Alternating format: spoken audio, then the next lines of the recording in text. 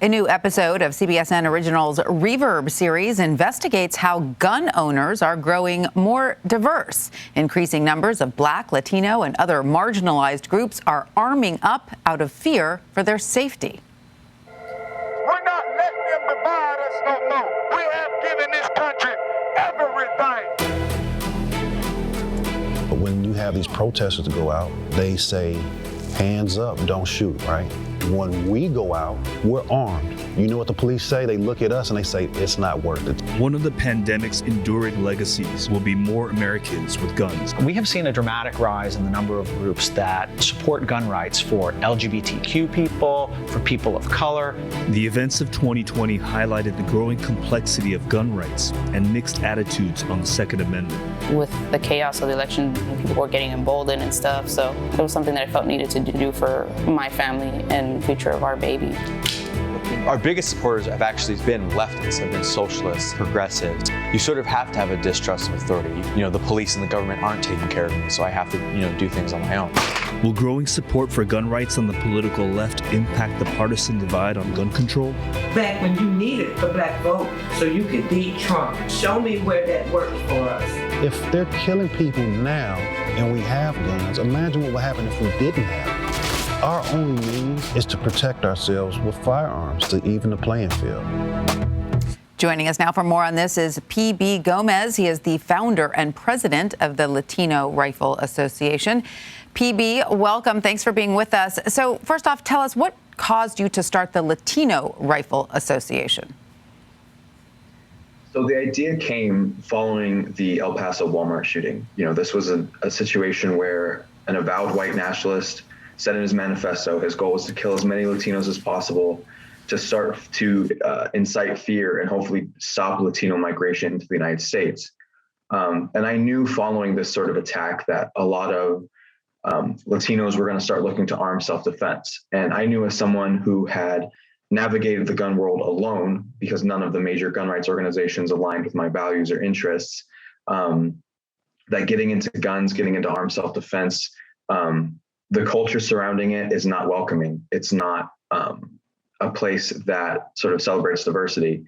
And also the values that were sort of dominant in those spaces, I don't think were the values that should be associated with armed self-defense, because it's a very serious topic with a lot of nuance and a lot of gravity behind it. And I thought that I could perhaps sort of maybe just a little bit change the culture with a new organization, specifically aimed at more progressive thinking Latinos who are arming, maybe for different reasons than, say, the average gun owner in America might. So you mentioned the word culture twice, that was one of the reasons you weren't attracted to some of the more established, gun associations, the NRA being, the big one that everybody knows about. How much is owning a gun or being a gun owner about buying into a certain type of culture? I don't think it's inherent, but I think that in the United States, gun culture is extremely hyper-individualistic. And more importantly, while a lot of gun owners are increasingly safe when it comes to, emphasize personal responsibility and personal safety, there's very rarely any discussion about the social responsibility that comes with gun ownership, the social responsibility that comes with having weapons. And I think that's something that's not discussed enough in mainstream gun culture. So for your organization, first off, tell me who mainly you've attracted to your organization, and what are the tenets? Like, what is it that you want to stress about your gun organization? Yeah, so we have mostly, Latino Rifle Association, but I would say we've attracted Latinos and, some experienced gun owners and some people who are completely new to the world of firearms. But more importantly, it's largely been people who are progressive, who are leftists, who are socialists, who are liberals, people who you don't normally associate with gun ownership in, mainstream imagination of what a gun owner would look like.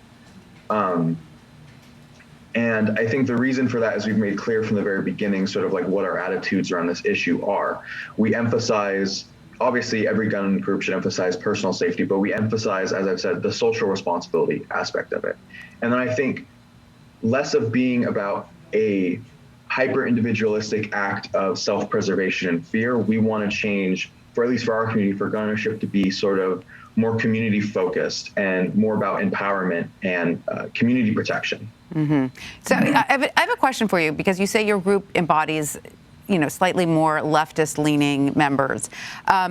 When it comes to supporting the Second Amendment and gun ownership and other political issues, where would you fall on that divide? Like, how important is it to you that the Second Amendment remains intact versus other sort of political issues that you may find yourself on the other side of the political line with, in terms of what you just mentioned, how there are more people in your organization who identify as being on the left? Yeah, I think this issue transcends the Second Amendment. I think that self-defense is at its core a fundamental human right. I think it's about bodily autonomy. When it comes to United States politics, I'm not a single issue voter. I don't vote for pro-gun candidates who are almost exclusively Republican because I want to preserve my gun rights. But at the same time, I have increasingly become disillusioned with the Democratic Party as someone who is more on the left, who is, a leftist. I don't think that they are advocating for the things they need to be advocating for, and I don't think that either of the major parties really represents my voice or the voices of a lot of people out there. And obviously, with the gun issue, I think when the Democrat Party wants to criminalize owning certain guns, they want to impose red flag laws, they want to impose perhaps licensing requirements. I think those laws are going to severely impact communities of color and poor communities, just as the drug war did. Very interesting points and perspective, P.B. Gomez. Thank you so much for joining us. We appreciate it. Thank you for having me. Download the CBS News app on your phone or connected TV to watch the new pro-gun generation right now, or catch it Sunday at 8 p.m. Eastern here on CBSN.